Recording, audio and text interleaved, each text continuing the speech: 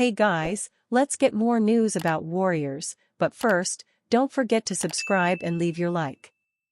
Steve Kerr defends controversial decision on Steph Curry in Warriors loss. A 12-point swing with Stephen Curry on the bench doomed the Golden State Warriors in their 114-110 loss to the Minnesota Timberwolves on Sunday, March 24, that put them in danger of falling out entirely out of the play-in picture. But Warriors coach Steve Kerr defended his decision and adamantly pushed back on the narrative that it was the culprit of their third loss in their last 4 games. No, Kerr told reporters after the loss. We've got Chris Paul out there. We've got Klay Thompson. We've got Draymond Green. We've got great players out there. We can't expect to just ride Steph game after game after game. These last few weeks have been really tough on him. We've put the burden of this franchise on his shoulders for 15 years. We can't expect him to play 35 minutes. We have 5 games in 7 days on this road trip. If you want to say that him playing 30 minutes instead of 32 is the difference in the win or the loss, I totally disagree with that. We're trying to win the game. We're trying to keep him fresh. Curry sat the final 4:07 of the third quarter with the Warriors up 69-65. By the time he returned with 6:54 left in the fourth quarter, the Timberwolves had already tilted the momentum to their side with a 97-89 lead. We're trying to keep him around 30, get him as much rest as we can, Kerr said. We played him a lot of minutes, played him 35 2 days ago. As long as we were hanging in there, we wanted to limit the minutes a little bit. Not limit them, but not overplay him. Curry's return from the extended rest inspired a Warriors late rally that fell short. They tied the game 104-104 on a Curry three-pointer with 3:28 left. But Curry couldn't summon another magical moment down the stretch. He missed a game-tying three-pointer 87 seconds left as the Timberwolves sealed their come-from-behind win on free throws.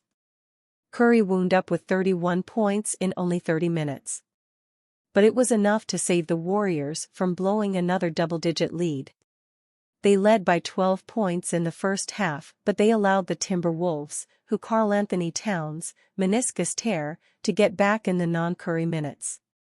A clear sign that the Warriors' margin for error is slim to none, a far cry from their dynasty years when they just steamroll over opponents. It was their 13th loss with double-digit blown leads, the most in the NBA this season. The loss cut the 36-34 Warriors lead for the 10th place in the West to just 1 game, with the soaring Houston Rockets, 35-35, lurking behind.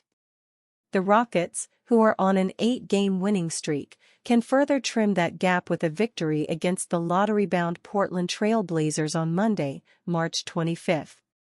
On the other end, the Warriors will face playoff contenders Miami Heat, March 26, and Orlando Magic, March 27, on a back-to-back set which factored into Kerr's decision to not overextend Curry's minutes. But the damage has been done. And they need to recover some lost ground before it's too late. Draymond Green brutally rips Warriors after loss against Timberwolves. The Golden State Warriors' chances to make the NBA postseason are dwindling by the day. On Sunday evening, they faced off with the Minnesota Timberwolves and were defeated 114-110, dropping their record to 36-34. They are now 2.5 games behind the 9th-place Los Angeles Lakers, who picked up a critical victory over the Indiana Pacers to give themselves some breathing room. Los Angeles is now as close to the number 8 seed Dallas Mavericks as they are to the Warriors. After the game, Draymond Green had some interesting words to share during his post-game presser. He called out his team for having some bad habits on the court, which is costing them games. Their communication level is not where Green would like it to be, either.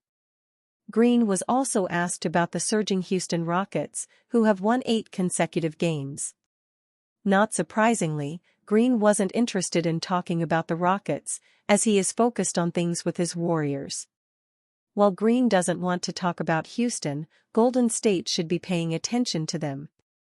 Their recent surge has put them within striking distance of the Warriors for the final spot in the NBA play-in tournament in the Western Conference. Now 35-35, the Rockets are only one game behind the Warriors. Their matchup on April 4 in Houston will be a massive one. That could very well decide who gets into the play-in tournament with a chance to play their way into the NBA playoff field. There is certainly pressure on the Warriors to at least earn a spot in the play-in tournament, as missing that and the postseason altogether would be a brutal outcome. Frustrations are mounting, evident by Green's comments, as Stephen Curry was also critical of head coach Steve Kerr and how he handled his minutes on Sunday evening. Ejected Warriors star calls Tony Brothers a TikToker. Chris Paul's ejection with 6.6 seconds left typified the Golden State Warriors' frustrations in their 123-111 home loss to the Indiana Pacers on Friday, March 22, which cut their lead over the Houston Rockets for the last play-in spot to just 2 games. "He was talking to me, I talked back," Paul told reporters of referee Tony Brothers after the loss. "I called him a TikToker and then I got the first technical foul. The second one, I just said, that's too much power, and he gave me another technical foul." Paul then posted one of Brothers' TikTok videos on his Instagram story after the game to prove his point. Paul's incident with Brothers, which was born out of the frustration of another disappointing home loss for the Warriors, cannot compare to his highly publicized beef with Scott Foster, another veteran NBA referee. Paul's feud with Foster is personal, according to Paul, after Foster ejected him in a November 22 loss to the Phoenix Suns early in the season. "It's personal," Paul said of his long-running feud with Foster, which dates back to his Los Angeles Clippers days. "We had a situation some years ago, and it's personal. The league knows, everybody knows, and it's been a meeting and all that. It's a situation with my son, and so, yeah. I'm okay with a ref talking, saying whatever, just don't use a tech to get your point across. I gotta do a better job making sure I stay on the floor for my teammates. But, yeah, that's that." Friday's ejection was Paul's 8th in his 19-year career. The 12-time All-Star guard left the game with 12 points off the bench on a 5 of 10 shooting night. He added 6 rebounds and 4 assists for the Warriors, who have lost 5 of their last 8 games. The loss dropped Golden State's record at home to 18-19, a concerning trend for the Warriors, who built their dynasty with superior home records in their last 4 championship seasons. "We're disappointed, obviously, in this homestand.